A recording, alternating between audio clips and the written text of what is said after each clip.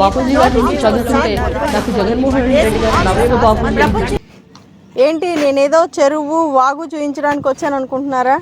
ఏం కాదండి, ఇవన్నీ పంట పొలాలు. ఎన్ని వేల ఎకరాలు ఉంటాయో తెలుసా? దాదాపు 10,000 ఎకరాలు. వేసిన పంట మొత్తం వరి.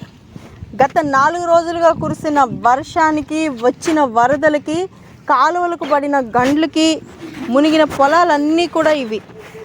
మొత్తం వరే వేశారు. పాపం ఆ రైతుల పరిస్థితి ఏంటో కూడా చూస్తుంటే జాలేస్తుంది. ఎప్పుడు వర్షాలు వచ్చినా, ఎప్పుడు వరదలు వచ్చినా కూడా రైతులు ఇలా నష్టపోతూనే ఉన్నారు. చిన్న చితక వర్షాలకైతే రైతులు కోలుకునే పరిస్థితి ఉంటుంది. ఎందుకంటే అదని చూసి మళ్ళీ నాట్లు వేయడము, లేదంటే కొంతమేర నష్టపోయినా కూడా మిగిలిన దాన్ని బతికించుకుంటే కొంత నష్టపరిహారం ఇచ్చినా కూడా సరిపోయి ఉండేది. కానీ ఇప్పుడు అసలు ఏమీ దక్కే పరిస్థితి కూడా లేదు. ఇంకా మనం చూడొచ్చు, అక్కడెక్కడో చేలు ఉన్నాయి, అక్కడెక్కడో కాలువలు ఉన్నాయి. ఇదంతా కూడా కొంతమేర ఒడ్డు. కానీ అది కూడా దాటి నీళ్లు ఇంకా కూడా ఇక్కడ అసలు ఇంకా కాళ్ళు దిగబడిపోతున్న పరిస్థితిని కూడా మనం చూడొచ్చు. ఇటే కాదు, రోడ్డుకు ఇటువైపు చూసినా కూడా పొలాలన్నీ కూడా ఇంతే మునిగిపోయి ఉన్నాయి. దాదాపుగా ఇవన్నీ 2-3 నెలల వయసున్న వరి మాగాణాలు.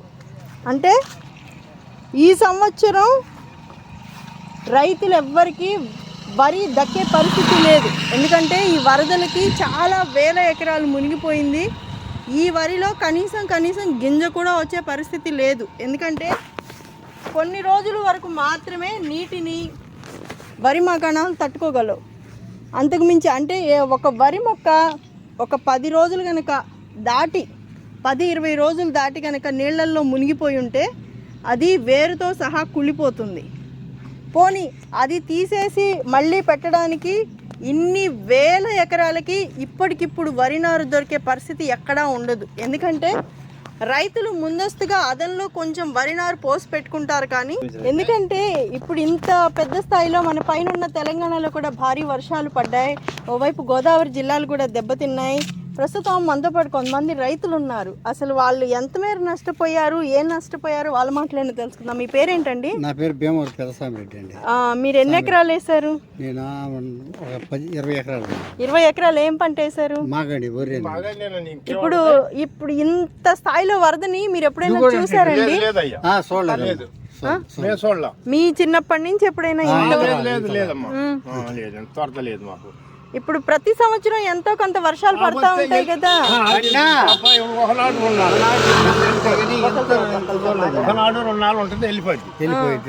ఇప్పుడు పంట నష్టపరిహారం అనేది మీకు ఎప్పుడైనా వచ్చిందండి? చిన్న పంటలకి నష్టపోయినా గానీ జగన్మోహన్ రెడ్డి టైంలో కూడా మొన్న ఎలక్షన్ ముందు కూడా వచ్చినాయి. ఇప్పుడు ఇది మొత్తం ఎన్ని వేల ఎకరాలు పంట ఉంటుందండి? నంబరు 10,000 ఎకరాలండి. 10,000 ఎకరాలు మొత్తం వరేనా? ఇప్పుడు ఇది మొత్తం ఎన్ని రోజుల వయసు ఉన్న పంట? ఇది 50 రోజులు. సహజంగా వరి మొక్క నీళ్లలో ఎన్ని రోజులు నానితే తట్టుకోగలదు, బతికి బయటపడగలదు?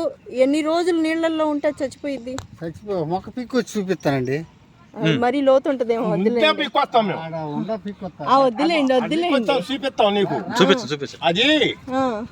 పుల్లు పుట్టుకొచ్చింది. ఎన్ని రోజులు ఉంటే? ఎన్ని రోజులు ఇప్పుడు ఎమ్మడికి వెళ్ళిపోతేనే ఇగురు వచ్చింది. అంత లేకపోతే అది కూడా ఉండదు. ఉండదా? ఒక 10 రోజులు నీళ్ళల్లో ఉంటే మొక్క అసలు కుళ్ళిపోతే ఏమైపోద్ది? ఏమైపోద్ది? ఇంకేమేమఉండదు. చచ్చిపో. ఇప్పుడు ఇదంతా ముక్కు మూసుకొని నీళ్ళలో అది కూడా అంతేనండి. ఇప్పుడు ఇది తీసేసి, ఒకవేళ ఈ వరి తీసేసి వేరే పంట మళ్ళీ పైరు పంట వేసుకోవటం నేను ఊపేస్తారా? అంతేనా?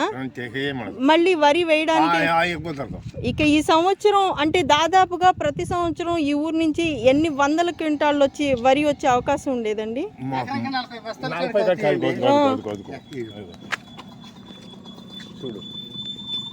సో ఇది వరి నారు పరిస్థితి. అంటే ఇప్పుడు ఇది ఎండిపోయిందంతా కుళ్ళిపోయినట్టేనా? ఇప్పటికిప్పుడు మొత్తం నీళ్లు పోతే కొద్దిగా బతికిద్ది అంటారు. ఇదంతా ఆకంతా పోయిద్దండి. ఏడకుండిద్ది, మళ్ళీ ఎగురే ఏది గాలి అగ్గి దోలి వాన లేకపోతే ఇగురు వచ్చినా ఇగురు అర్ధ వచ్చింది. పంట అర్ధ అర్ధ పంట వచ్చింది. మళ్ళీ ఇంత మొక్కలు పెంచాలిగా, మళ్ళీ అంతెత్తు పెంచు పెంచు రావాలిగా. ఇప్పటికే 4 బస్తాల కాడికి వేసారు ఎరువు, మరి కలుపు మందులు. ఇప్పుడు మొత్తంగా అంటే ఇన్ని రోజుల పంటకి ఎంత పెట్టుబడి పెట్టుంటారు? ఒక 15,000 దాకా అయిద్దండి.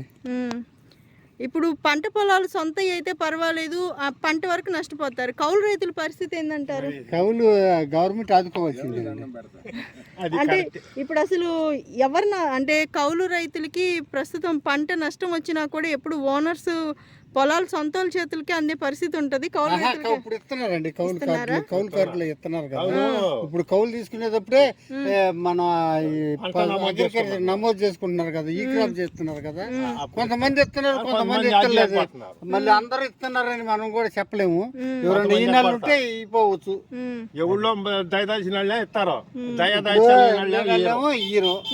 అది మరి ఈ పంట నష్టం అంచనాలన్నీ ఎప్పుడు వేయాలంటారు? ఈ నీళ్ళన్నీ తగ్గిపోయిన తర్వాత ఎలా వేస్తారు అసలు పంట నష్టం అంచనా? డ్రోన్ల ద్వారా వేపిస్తానంటున్నాడు గారు చంద్రబాబు నాయుడు గారు, ముఖ్యమంత్రి గారు. డ్రోన్ల ద్వారా సర్వే చేపించి ప్రతి ఎకరానికి నష్టపరిహారం కడతామంటున్నారు కదా. సో దానివల్ల అయితే కొంత బయటపడే పరిస్థితి ఉందంటారు. ఊరైతే ఖాళీ. మీ పేరేంటి? నాగిరెడ్డి. ఏ ఊరండి మీది? నంబూరు. ఇప్పుడు ఇవన్నీ నంబూరు పొలాలే కదా, మొత్తం ఎంత మునిగిపోయి ఉండొచ్చు? ఎన్ని ఎకరాలు మునిగిపోయి ఉండొచ్చు? 6,000 ఎకరం ఉంది ఇదల్లా మొత్తం ఏం పంట వేసారు? ఇదంతా సాంబ ముసువరి, అంతా బీపీటీ. ఇంతకుముందు ఎప్పుడైనా చూసారా అసలు ఇంత వరదని? ఎప్పుడో 30 సంవత్సరాలు 20 సంవత్సరాల నాడు వచ్చింది ఈ వరద. ఎట్లా అసలు ఏ కాలంకి గండి పడితే ఈ పొలాలన్నీ ఇట్లా మునిగిపోయినాయండి? మా ఊరు కొత్త కాలంకి బడి గండి పడింది. కాలువ కాలువ లేదండి, ఆ కాలం బడి గండులు ఇటు బడి నెట్టేసినాయి మొత్తం. ఇప్పుడు ప్రతి సంవత్సరం అంటే వర్షాలు పడతానే ఉంటాయి కదా, ఏదో ఒక టైంలో ఇంత వరద గానీ ఇలా మునిగిపోవడం గానీ ఇంత రాల, ఏదో కొద్దిగా వచ్చేది 2 రోజుల్లో పోయేది. ఓకే, ఇప్పుడు ఇటువైపు కూడా మొత్తం అంటే నంబూరు మొత్తం అసలు ఇదంతా ఊరంతా సమానంగా ఉందిగా. కాలువలు తెగిపోయి మా ఊరంతా కాలువలు తెగి మొత్తం అంటే ఇటు నంబూరు మొత్తం అసలు ఎన్ని వేల ఎకరాలు పంట వేసి ఉంటారు? 10,000 ఎకరం ఉంది. 10,000 ఎకరం వరి. అంటే సగటున ఎకరానికి మీకు సంవత్సరానికి ఎంత ఆదాయం వచ్చేదండి? సంవత్సరానికి అదేలే మొన్నటిదాకా ఒక 50,000 వస్తే ఒక 20,000 ఖర్చు పోయి 30,000 మిగిలి ఒక 25,000 పెడతాము. ఓకే, 25,000 పోయి 25,000 మిగులుతున్నాయి.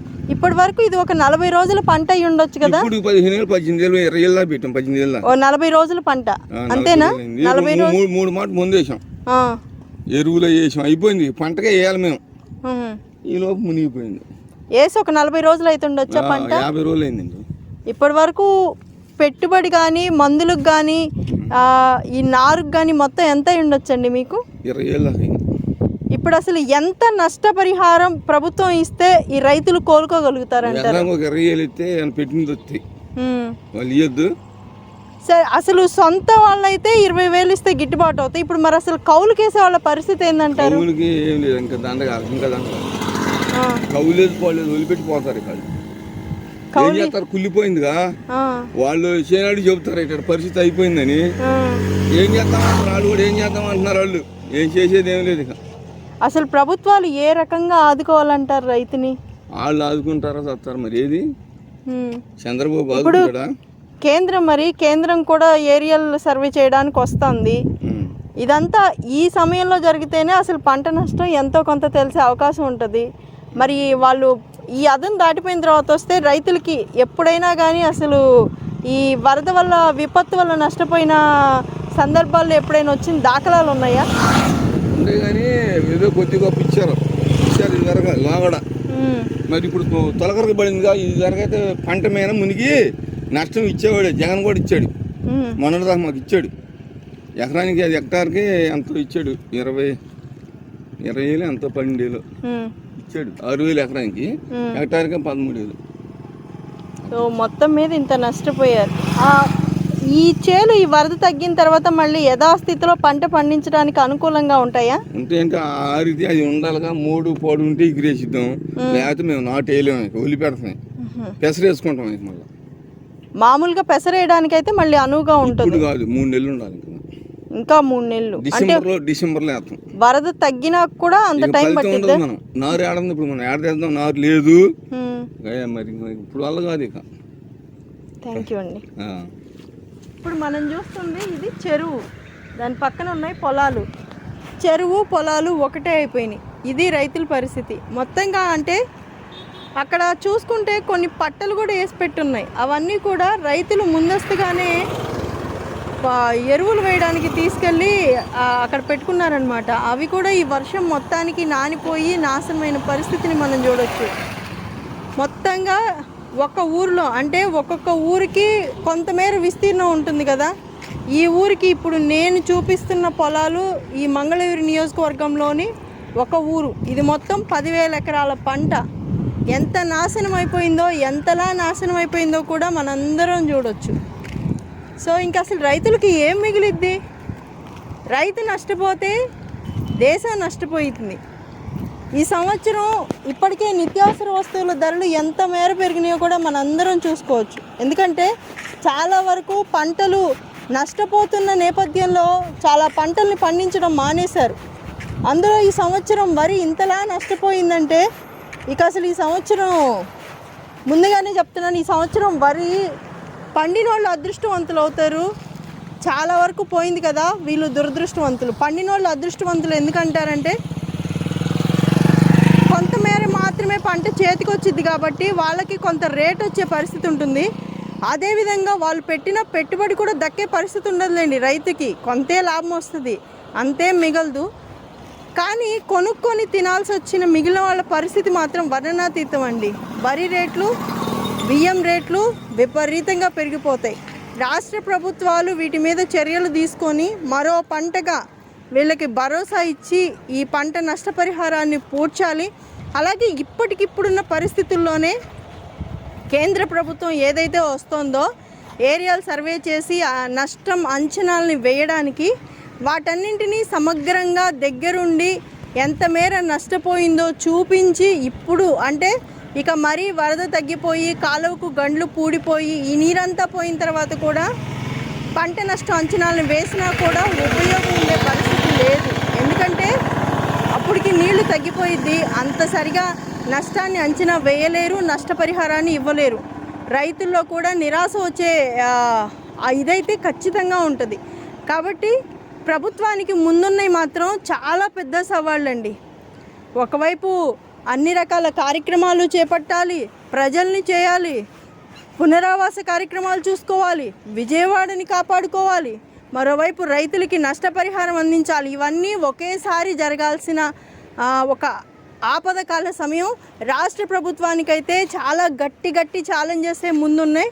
వీటన్నింటి నుంచి చంద్రబాబు అనుభవం ఏ మేరకు పనిచేసిద్దో, ఏ మేరకు రైతులకి న్యాయం చేస్తారో, ఏ మేరకు పునరావాస కార్యక్రమాలు చేపడతారో, ఏ మేరకు అటు ముంపు ప్రాంతానికి గురైన వాసుల్ని కాపాడుకుంటారో, వాళ్ళకి ఎలాంటి న్యాయం చేస్తారో, ఇవన్నీ కూడా కత్తి మీద సాము లాంటి. కత్తి మీద సాము ఎందుకంటే సహాయం చేయడం ఒక ఎత్తు అయితే, విమర్శలతో ప్రభుత్వాన్ని ఇరకాటానికి పెట్టడానికి, అంటే వాళ్ళకి చేతనైన సాయం ఎలాగూ చెయ్యరు, ఎప్పుడు విమర్శించడమే పనిగా పెట్టుకున్నారు కదా విపక్షాలు. వాళ్ళకి సరైన సమాధానం చెప్పాలంటే ప్రభుత్వాలు తగిన తీరులో స్పందించాల్సిన అవసరం ఎంతైనా ఉంది. అలానే ఇంకొకటి, ఈ వర్షాల వల్ల రోడ్లు కొట్టుకుపోయిన పరిస్థితి కూడా చాలా ఉందండి. ఇప్పటికే గత 5 ఏళ్లలో రోడ్లు వేసిన దాఖలాలు ఎక్కడా లేవు. ఉన్న అరాకొర రోడ్లు కూడా ఈ వరదలకి కింద మట్టి, ఇప్పుడు సపోజ్ నేను చెప్తున్నాను, ఇప్పుడు ఇది పొలాల మధ్య నుంచి వెళ్ళే రోడ్డు. ఈ రోడ్డు ఇందాక చూపించాను కదా, ఒక చెట్టుకి ఒక పాము అతుక్కొని ఉంది, అంత లెవెల్లో వాటర్ వెళ్ళిందని.